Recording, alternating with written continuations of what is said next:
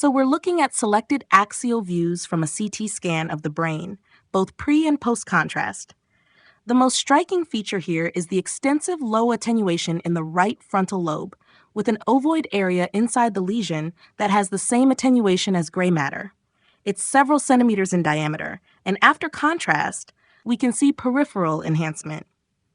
This lesion is also causing mass effect, with effacement of the frontal horn of the right lateral ventricle and a midline shift of around 1 centimeter to the left.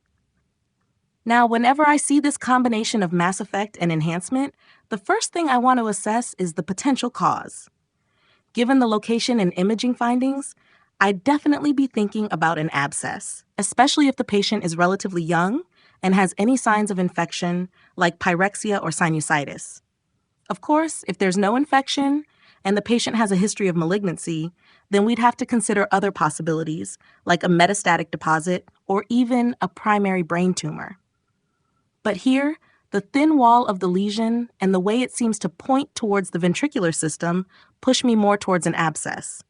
The vasogenic edema surrounding it and the enhancement pattern post-contrast further support that idea. I'd also make sure to check the paranasal sinuses and mastoid air cells for any potential source of infection.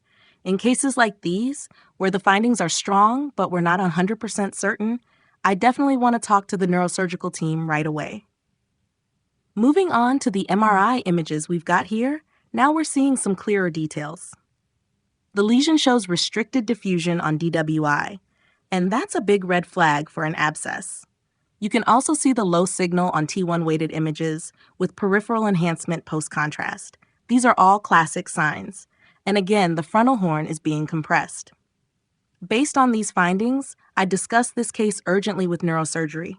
If there's still any diagnostic uncertainty, I'd recommend further evaluation with spectroscopy or possibly MR perfusion imaging, though I'm pretty confident in calling this an abscess. Now, if I were in an exam setting, I'd expect some questions about how I arrived at this diagnosis. One likely question would be about distinguishing between an abscess and a necrotic tumor.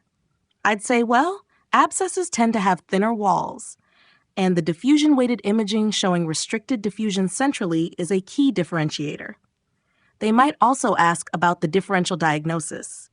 And here I'd mention metastasis, primary brain tumors, and even things like treated lymphoma, which can sometimes look like this. But again, DWI helps a lot. If they pushed further on management, I'd emphasize the need for early surgical intervention, especially given the mass effect and midline shift.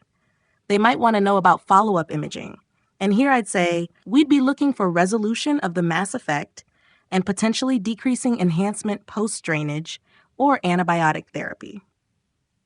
To conclude, given the imaging findings and clinical context, this is almost certainly a cerebral abscess. If this breakdown was helpful, don't forget to subscribe to Radiology Made Easy. Feel free to drop a comment if you've encountered a similar case or have any questions, and let's keep learning together.